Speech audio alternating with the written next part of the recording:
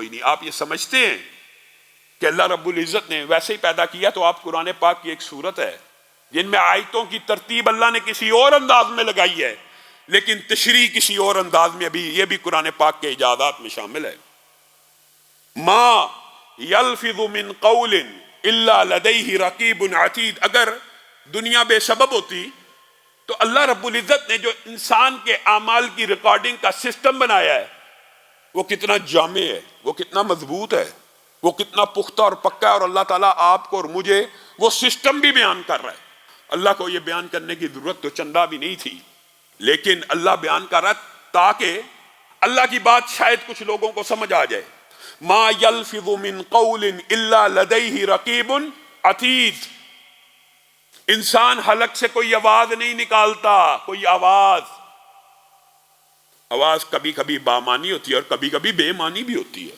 انسان حلق سے کوئی آواز نہیں نکالتا جس کو ریکارڈ کرنے والے فرشتے ریکارڈنگ پہ بیٹھے نہیں ہوتے اور وہ لفظ کو کیا آواز کو بھی ریکارڈ کر رہے ہوتے ہیں. بتائیے یہ ریکارڈنگ کیوں ہے؟ اگر آپ کے اور میرے اعمال پیش ہی نہیں ہونے تو میرے اور آپ کے اعمال کی یہ ریکارڈنگ کے جو حلق سے آواز نکل رہی ہے اللہ کہہ رہا ہے میں ریکارڈ کر رہا ہوں. قرآن پاک میں یہ ترتیب اور انداز میں ہے اور اس کی تشریح اس انداز میں ہے. اس سے آگے چلیے. حالانکہ قرآن پاک میں یہ ترتیب اگر آپ کو کبھی موقع ملے تو آپ اس سورت کا مطالعہ کرنا. یہاں پہ اللہ رب العزت نے بڑے خوبصورت انداز میں اپنی ریکارڈنگوں کا ذکر کیا. اور پھر کسی بندے کے ذہن میں یہ بات آ سکتی ہے کہ میں لفظ کے بغیر بھی کچھ عمل کرتا ہوں، میرا ہاتھ عمل کر رہا ہے، میں مسجد کی طرف چل رہا ہوں، اس کو کون ریکارڈ کرے گا؟ اللہ تعالیٰ نے تو کہہ دیا جو حلق سے آواز نکلتی ہے اس کو ریکارڈ کیا جاتا ہے. اللہ رب العزت نے بھی کوئی اشکال نہیں چھوڑا بندے کے دماغ کے لیے. اذ یتلقی المتلقیان عن الیمین وعن الشمال. تو کوئی بھی عمل کر لے، چاہے وہ زبانی ہو چاہے وہ بدنی ہو، کون سا ایسا عمل ہے جو دائیں اور بائیں والے فرشتے کی نظر سے اوجھل ہو جائے؟ اور پھر کسی بندے کے ذہن میں یہ خیال آ سکتا ہے کہ دائیں اور بائیں والے کی نظر سے کچھ اعمال اوجھل ہو سکتے ہیں. کیسے؟ ایک بندہ یہ سوچ سکتا ہے کہ میرے دل میں نیکی کا خیال آ رہا ہے، میرے دل میں نیکی کا خیال آ رہا ہے، اور حدیث موجود ہے کہ نیکی کا خیال بھی نیکی ہے. اب نیکی کا خیال یہ دائیں اور بائیں والے کیسے لکھ رہے ہوں گے، کیسے ریکارڈ ہوگی؟ یہ جو اللہ رب العزت نے قرآن پاک میں کہہ دیا فَمَن يَعْمَلْ مِثْقَالَ ذَرَّةٍ خَيْرًا يَرَى، ذرہ برابر نیکی بھی ہوگی، دیکھی جائے گی اور دکھائی جائے گی. یہ جو نیکی کا خیال آیا یہ تو دائیں بائیں سے ریکارڈ نہیں ہو سکتا، یہ میرے منہ سے نہیں نکلا. تو اللہ رب العزت نے اس اشکال کو بھی غلط ثابت کر دیا، اور میں اور آپ اس دھوکے میں ہیں کہ اللہ تعالیٰ نے دنیا بلا سبب بنائی ہے. وَنَعْلَمُ مَا تُوَسْوِسُ بِهِ نَفْسُ. تمہارا رب وہ ہے جو تمہارے دلوں میں اٹھنے والے نیکی کے خیالات کو بھی کل قیامت کے دن کے لیے ریکارڈ کر رہا ہے. نحن اقرب الیہ من حبل الورید. تو کیا سمجھتا ہے اے بندے ہم تیری ریکارڈنگ نہیں کر رہے، ہم تو تیری شہرگ حیات سے بھی زیادہ قریب ہے، تو ہماری دسترت میں ایسے ہے. یہ اللہ اپنی سمت بیان کر رہا ہے. انسان کی طرف سے تو اللہ رب العزت کی سمت اور جہت مخلوقات ہے، یہ وقت جہت اللہ کے لیے ان مخلوقات اور فاصلوں کی کیا حیثیت اور اہمیت ہے. تو کیا سمجھ رہا ہے اور انسان کیا سمجھتا ہے؟ اللہ تعالیٰ نے اس کا بھی نقشہ بیان کر دیا ہے. اور شاید اللہ کرے ہمارے دلوں میں یہ باتیں اتر جائیں اور رمضان سے پہلے پہلے ہم اپنے آپ کو تیار کر لیں اس عظیم الشان مہینے میں داخلے کے لیے. اللہ رب العزت نے قرآن پاک میں اس ریکارڈنگ کو بیان کرنے کے بعد سورہ کہف میں اور دیگر سورتوں میں اس ریکارڈنگ کی کو پیش کرنے کا منظر بھی بیان کیا ہے. ایک تو ریکارڈنگ ہو رہی ہے دنیا میں الفاظ کی، اعمال کی، دلوں کے اندر اٹھنے والے خیالات کی، یہ ریکارڈنگ مکمل ہو گئی. یہاں تک بھی اللہ قرآن میں کہہ دیتا تو بات مکمل ہے، لیکن اللہ رب العزت نے پھر یہ کہا کہ اس ریکارڈنگ کو کل قیامت کے دن ہر بندے کو اس ریکارڈنگ سمیت اٹھایا جائے گا.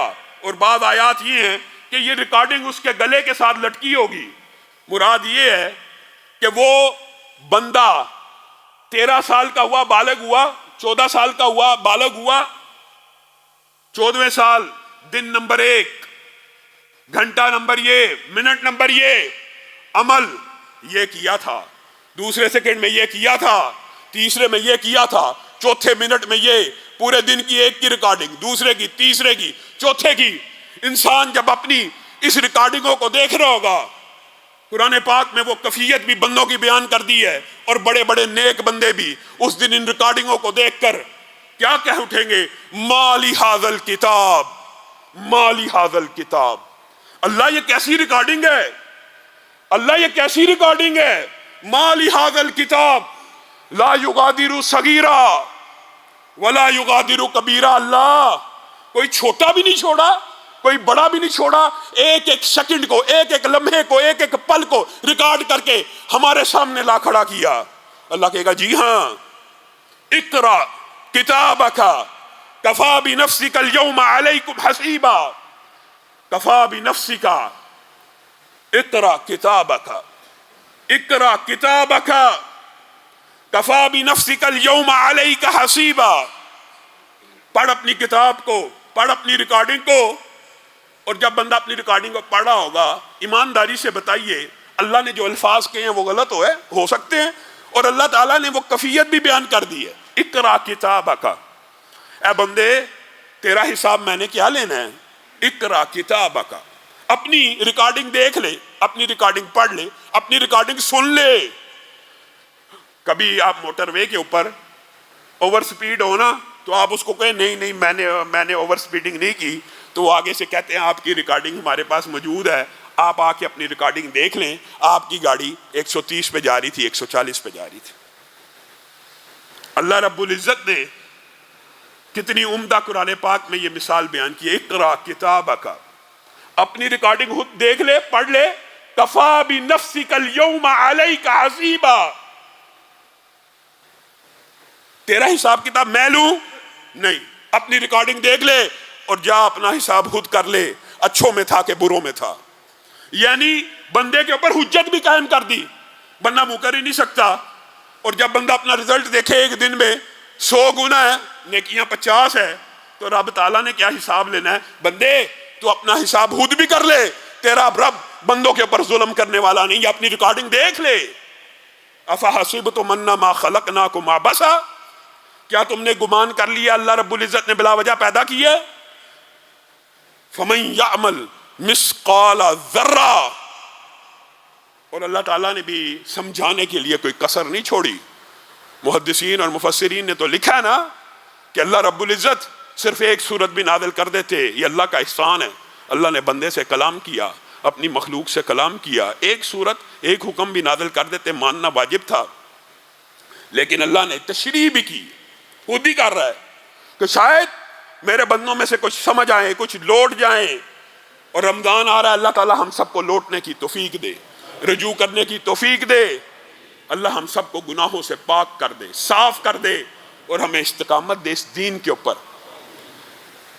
اللہ تعالیٰ نے یہ جو آیت نازل کی، آپ نے پڑھی ہے، سنی ہے، لیکن آپ نے کبھی اس کی تشریح شاید نہیں پڑھی، اور جنہوں نے پڑھی ہے بہت اچھی بات ہے۔ فَمَن يَعْمَلْ مِثْقَالَ ذَرَّةٍ، جس نے عمل کیا کس کے برابر؟ ذرے کے برابر۔ ذرے سے مراد کائنات کی وہ اکائی ہے جو مزید تقسیم نہیں ہو سکتی، اور سائنسی زبان میں ایٹم پہلے مانا جاتا تھا کہ تقسیم نہیں ہوتا، پھر پتہ لگا اس کے اندر بھی نیوٹران، پروٹون، الیکٹرونز وغیرہ موجود ہیں۔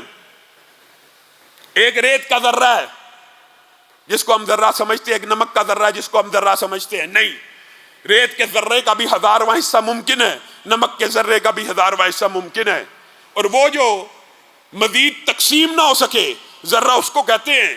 اور جو اس ذرہ برابر نیکی لے کے آئے گا اپنے سامنے دیکھے گا، اور ذرہ برابر برائی لے کے آئے گا اپنے سامنے پائے گا۔ کیسے دیکھے گا؟